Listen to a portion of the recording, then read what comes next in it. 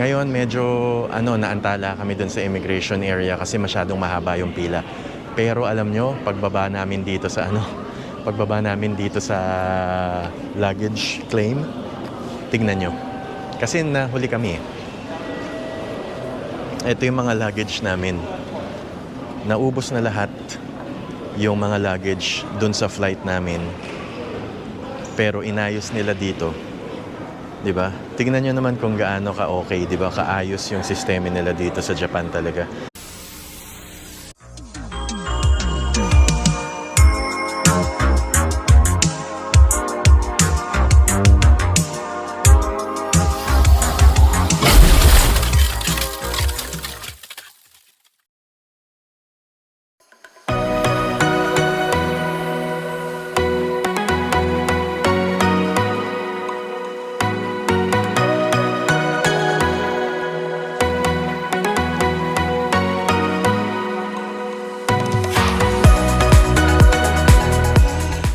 Hi guys, good morning! Welcome to another video dito sa Bud TV. So, kung nasaan man kayo parte ng mundo ngayon, good morning, good afternoon, and good evening sa inyo. Ako nga pala si Bud TV, and kung bago lang kayo dito, I make videos about car lifestyle, tapos travel. So, ngayon kung gusto nyo yung mga ganong klaseng videos, mag-subscribe na kayo dito sa channel natin para masundan nyo yung mga videos natin about cars and also travel, lalong-lalo na pagka mahilig kayo magpunta sa Japan, no? So, for today's video, ang gagawin natin ngayon ay ipapakita sa inyo yung recent trip namin sa Japan again, pero this time, it is a place where hindi pa namin napupuntahan. So, as you can see, kung titignan niyo yung channel natin, marami tayong videos about Japan. And Japan is actually one of our favorite places na puntahan and ma-explore. And actually, personally, on a personal note, mas gusto ko talagang i-explore yung buong Japan because of its culture, its food, and of course, yung passion ko about cars. So, ngayon, ito ang place na hindi pa namin napupuntahan and ang tawag dito ay Fukuoka. So, ngayon, ang Fukuoka is concentrated lang talaga sa culture and also yung mga travel places na pwede nating puntahan. And for today's video, magta-travel tayo papuntang Fukuoka and i-explore natin kung ano yung mga napuntahan namin sa trip namin na ito. Ngayon, hindi ako nakagawa kasi ng intro dahil it is very unplanned. Kaya talagang ang una nyo makikita ngayon is yung ating travel papuntang San Francisco going to Asia. Specifically, pupunta tayo ng Japan. So sana magustuhan nyo yung video natin ngayon and paki-like na rin yung video. Baka meron kayong baka meron kayong magustuhang mga videos or parts or yung mga lugar na gusto nyong makita or mapuntahan para pag kayo naman na nagpunta, pwede nyong gawing guide ito at magkaroon kayo ng idea if this is something na gusto nyo ring mapuntahan on your future trips to Fukuoka.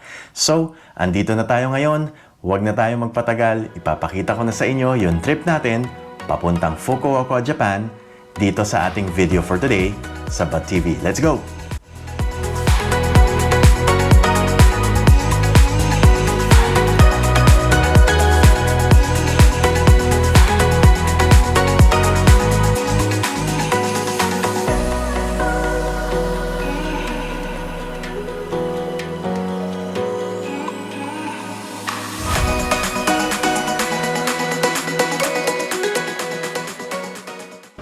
Hi guys! Welcome to another video dito sa Bud TV. For this video, papunta kami ngayon sa Japan. So, nandito kami sa Incheon, South Korea. Hindi na kami nakapag-vlog dun sa pag-alis namin kanina kasi full flight siya. So, ang daming tao and super busy. Tapos, maulan ngayon dito sa Incheon and dito naman tayo sa Fukuoka. So, let's explore the place. Pero, papakita muna namin sa inyo yung travel namin dito from Incheon papunta sa Tokyo. So, and we are expecting na by 10 a.m. local time sa Japan, makarating na tayo. So, it has been tiring, nakakahilo. Yung flight namin, turbulent pa. So, medyo mahina pa naman ako sa mga ganun, sa motion sickness. So, we'll share it with you and tignan natin kung ano yung magagawa natin for today's video. Okay, so ang local time dito ay... Ano ba ang local time dito? 4:20 a.m. Lumanding kami ng a little bit over 4. Tapos, kailangan namin mag-transfer to another airline. Pero, stopover kami 4 hours. So, ito yung Incheon International Airport. Sarado pa siya kasi madaling araw pa. Kaya, hinahanap namin yung susunod na gate, tsaka yung kung pwede kami makapag-lounge doon sa isa nilang area dito. So, wala pang masyadong tao, hindi pa busy, kaya hindi nakakahiya mag-video, di ba? So, ayun, siguro ito pag nagbukas to mamaya, medyo marami na. After 11 hours of turbulence, nakarating na rin kami dito sa Incheon. So, itong Incheon na to, ang sinakyan namin ay Asiana. Yung flight namin, Asiana. So, ang stopover niya ay 4 hours dito sa Incheon before it flies to Fukuoka, Japan. So, again, enough of my face. Tingnan natin kung ano yung nahandito sa Incheon Airport ng ganitong oras. Ayan, may mga konting stores like yung mga duty-free shops na na bukas. Tapos may mga konting tao rin. And we are going to Gate 42, tama?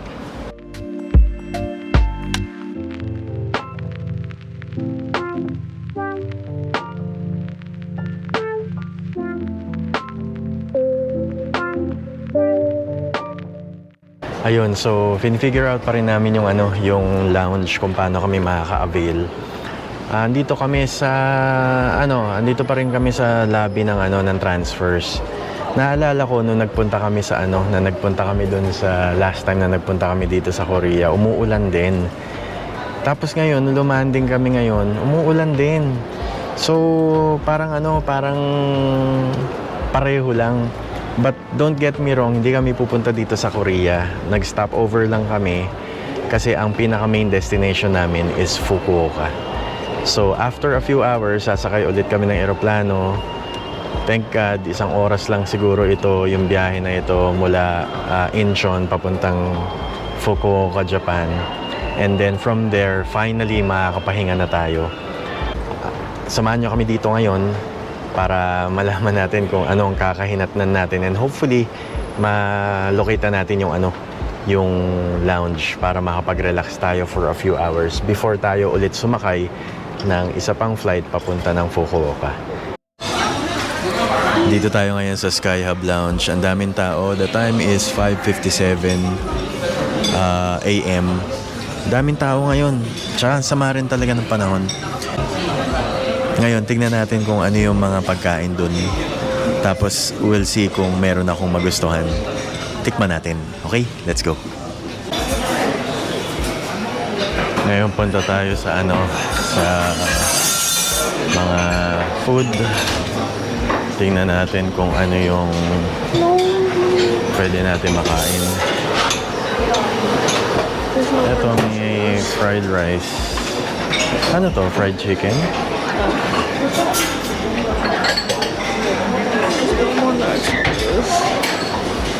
Tapos yun, meron parang silang fried potatoes yata. Something like that.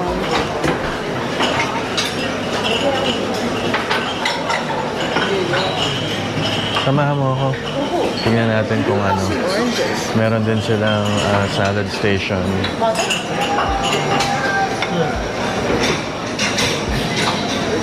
Meron silang coffee, tsaka beer and refreshments. Soup. Coffee.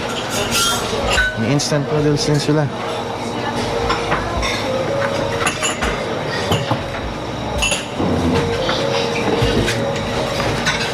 Yan. So yan ang pagkain natin.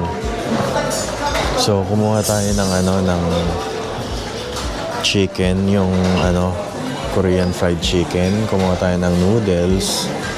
Nitong fried dumplings, hindi ko maintindihan kung ito parang mojos to yung parang fried potato. And then kumuha rin tayo nitong spicy fish cake. So let's see kung masarap siya. Tikman na natin to isa-isa. Tikman natin muna yung fried chicken kung masarap.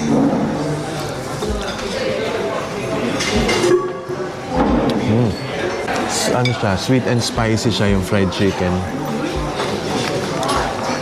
Ang sarap naman. Mahilig, yun nga, isa yung observation namin dito na halos lahat talaga sila mahilig sa noodles. Kaya meron silang ganito. Ito Jin Ramen yata ito eh. Ito yung isa sa mga sikat na noodles nila.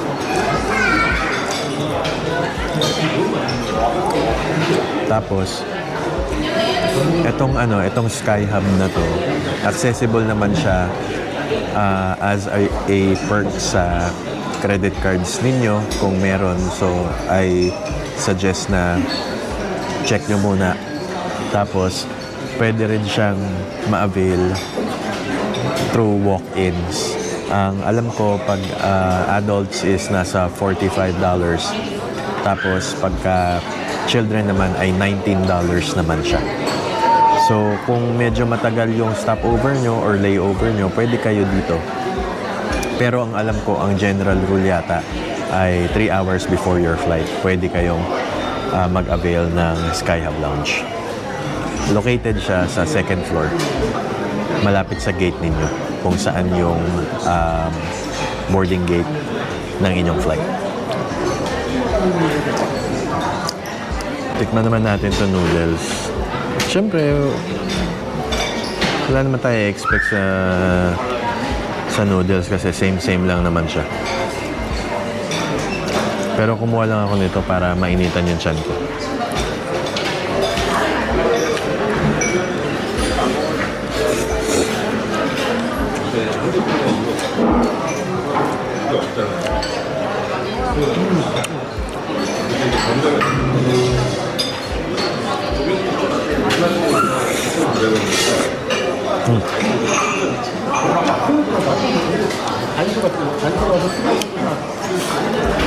Ito naman parang sweet potato. Tama. Sweet potato nga siya.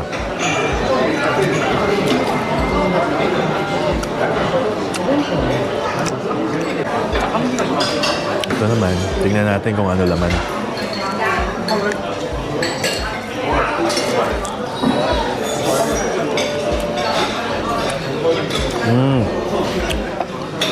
Parang siyang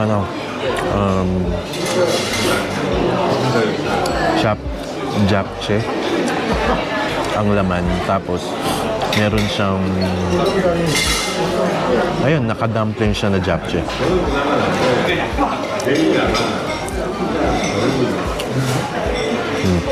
Sarap siya. Savory yung lasa niya. Magugustuhan niyo to.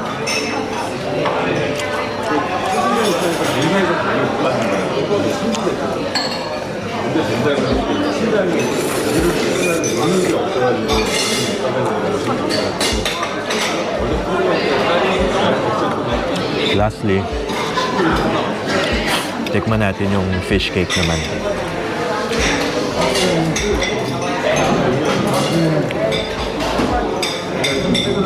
Yan yung fish cake ko.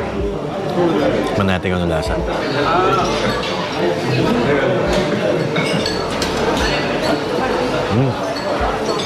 Sarap.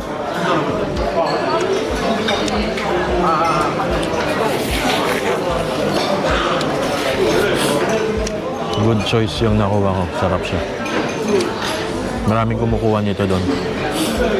Meron din siyang tteokbokki. Yung may rice, pwede mo siyang samahan.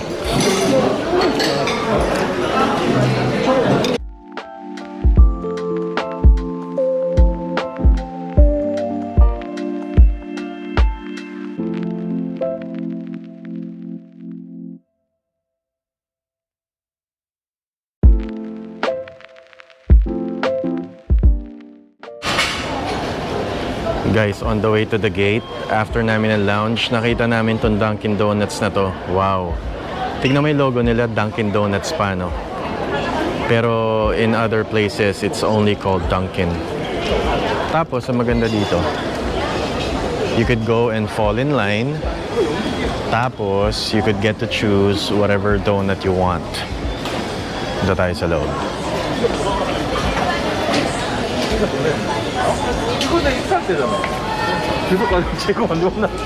Kaso, nabablock tayo eh. Yan. So you can get your trays over here in your tong. Tapos, ito yung mga donuts na meron sila.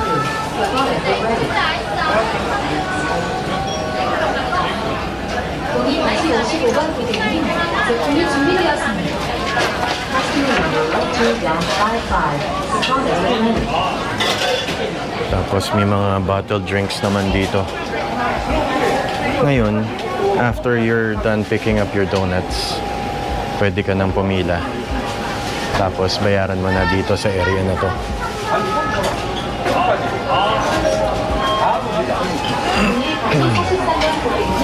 May mga drip bag coffee pa sila, no? Tsaka mga tumblers for sale. Ganda, ganda. Charlie, what do you think about Dunkin Donuts? Pero napansin mo, Dunkin Donuts ang nakalagay pa, hindi pa Dunkin, no? I don't know if they pero yung mga boxes nila Dunkin na, oh. Tingnan, pakita natin. Ayun, oh, Dunkin na, oh. Tapos yung mga boxes. Dito tayo sa gilid.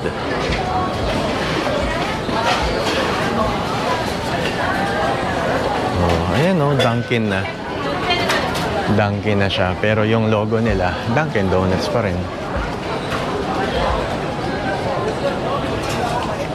O, diba? So, inintay na lang namin yung order namin. Tapos, diretso na kami sa gate namin. Malapit lang dun. Pagod na kami lahat. So, siguro by the time we get to Japan, tutulog muna talaga kami. Spend the whole afternoon resting para kinabukasan tuloy na sa itinerary. Ayun, we finally made it dito sa gate number 23, which is our connecting flight going to Fukuoka. Wala pa masyadong tao. Ayan. At maghihintay na lang kami ng flight namin, which is boarding ay 8:15. And we are expected to arrive in Fukuoka by 10 a.m. Mga lanta na kami. Ayan. Say hi. Mga pagod na. Ayan, ako pagod na rin ako. Kulang ako sa tulog.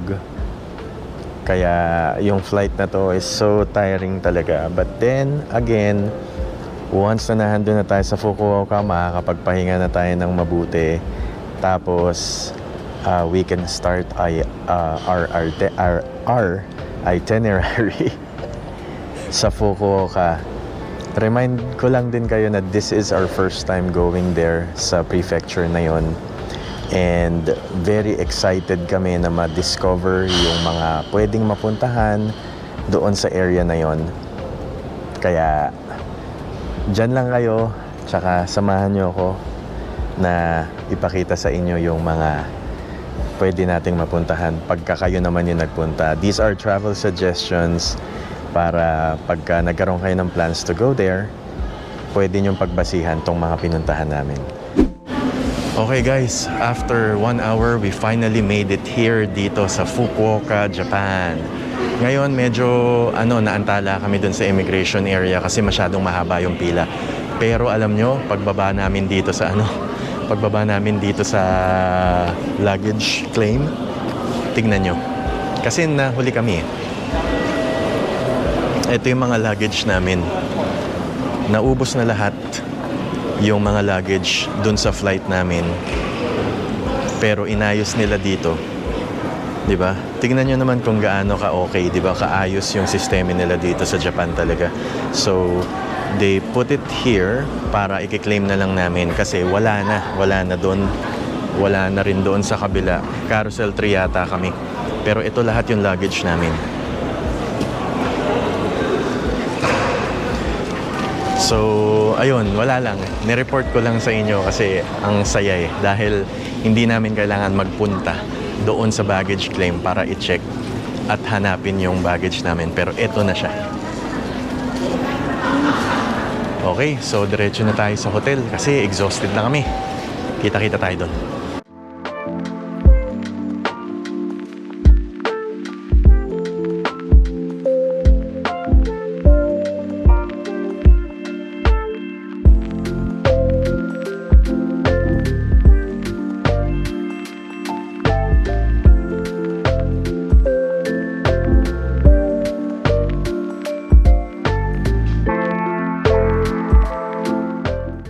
Ayan, finally, after 10 years, nandito na tayo sa hotel natin. Ang name pala ng hotel ay 15 Villa Fukuoka. So, nandito tayo ngayon sa Hakata area. Itong 15 Fukuoka is located sa Hakata area. So, yung Hakata area is yung parang second central na area dito sa buong Fukuoka as a whole. 15 Villa is probably like around 20 minutes drive pagka magta-taxi kayo from Fukuoka International Airport. So, hindi siya masyadong pwede siyang reachable siya via taxi, train, tsaka ng bus. Pero syempre ngayon, date kasi ngayon is June 20th. Medyo mainit ang weather ngayon, so nag-decide na lang talaga kami na taxi para mas mabilis, and besides that medyo pagod na rin kasi kami, pero reachable siya sa train na ipapakita natin dito sa gilid na to kung paano kayo makakapunta dito from Fukuoka Airport. So ngayon ipapakita ko sa inyo kung ano yung itsura ng room na nakuha namin. Ito yung main bedroom. Yan. Tapos meron kayong parang chiller dito sa baba. Meron din kayong workstation pag kailangan nyo mag-work, 'di ba? Meron kayong side tables on both sides, tsaka 'yon. And then ito yung magandang bathroom nila. So hiwalay yung sink. Kompleto na sila sa mga supplies nyo. Like, yung soap, conditioner, shampoo, body wash, tsaka yung foam soap. Meron din silang allotted na, baso or glassware para just in case you need to use yung baso. Pwede, di ba? Meron din kayong hair dryer. And then, eto yung kanilang pinaka bathroom. So modern na tong hotel na to. Dati 'di ba maliit lang siya and compact. Pero ito meron na siyang tub. Kung gusto niyo mag-tub, meron ding option na dito kayo sa side maligo. And as Japanese people always do, meron silang stool dyan na pwede kayong umupo dito at dito kayo maliligo sa side na ito. Overall, sobrang ganda nitong hotel na to. Okay. Oo nga pala, baka magtaka kayo, meron din palang toilet. Nakahiwalay kasi siya. So, ito yung light, ito yung exhaust. Ito yung toilet niya. Okay. Andyan yung mga pindutan, yung mga remote nyo. And ito yung bathroom sa kabilang side. So separated siya ng 3 room. Ito rin yung parang bar area nyo na andyan yung pwede kayong gumawa ng coffee. Ito yung ito yung bottled water. Ito rin yung yung pwede nyong maset yung temperature ng inyong aircon. Okay. Tapos, subukan nga natin pindutin. Language. English. Press to fix. Okay. So, okay. So, ang pinakamalamig lang nila na pwede mong iset is 23. Para sa atin, parang mainit pa yun. But anyway, ito yung pinaka main door from the outside. And ito yung separate room kung saan pwede kayong maglagay ng mga damit nyo. Kompleto na rin yung mga freshener, andyan yung pang shine nyo ng sapatos, andyan yung hanger. Tapos meron din silang provided na na vlogging light if you want to use them, pwede mo magamit. Yan. Tapos meron ding safe sa baba. Pwede nyo gamitin yung safe pag meron kayong mga importante na bagay na gusto nyong itago. Hi!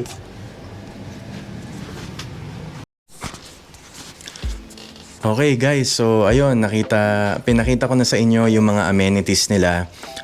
Isa lang dun sa hindi namin nagustuhan dito is wala silang laundry area. So for those people who are, naghahanap ng laundry area, wala dito. So meron siguro na laundry area na malapit dito, laundromat na pwede mong puntahan or pwede nyo puntahan kung gusto nyo maglaban ng mga damit nyo. Pero kailangan pa namin i-figure out kung saan. But then again, maganda yung room. Hindi lang kami nakapag-reserve ng ibang klaseng room kasi isang malaking bed lang yung inalat para sa amin. So meron naman silang mga ibang rooms na magki-cater sa choices ninyo. Overall, maganda yung hotel, malinis, maluwag, tsaka marami siyang functions pag pumasok kayo dito sa hotel. At ifa-flash ko yung address dito and then yung website kung saan nyo pwede silang i-search kung ito ay magiging convenient sa magiging trip nyo to Fukuoka. I'll put everything on the link below sa comment section or dun sa description box natin sa video na ito kung gusto nyo siyang ma-check out kung papasok sa taste nyo or also sa budget ninyo. So ayun, sana nagustuhan nyo yung video natin for today. Sana marami kayong natutunan dito sa video natin na ito. Magpapahinga na muna kami kasi bukas magsa-start na yung itinerary and kami ay pagod na. So if you have any other questions about this hotel or kung paano kayo makakapunta dito sa Fukuoka or any suggestions or any questions or kahit anuman, you can put them on the comment section down below para itatry natin na sagutin yung mga katanungan ninyo. And marami pa tayong videos na i-upload dito sa Fukuoka vlog natin. Marami tayong mapupuntahan. First time namin talaga dito sa Fukuoka. We have been to other prefectures and other places dito sa Japan. Pero this is one of the places na hindi pa namin napupuntahan. So it's going to be exciting. So again, this has been Bud TV. Maraming salamat sa panonood. We will see you on the next video. Bye!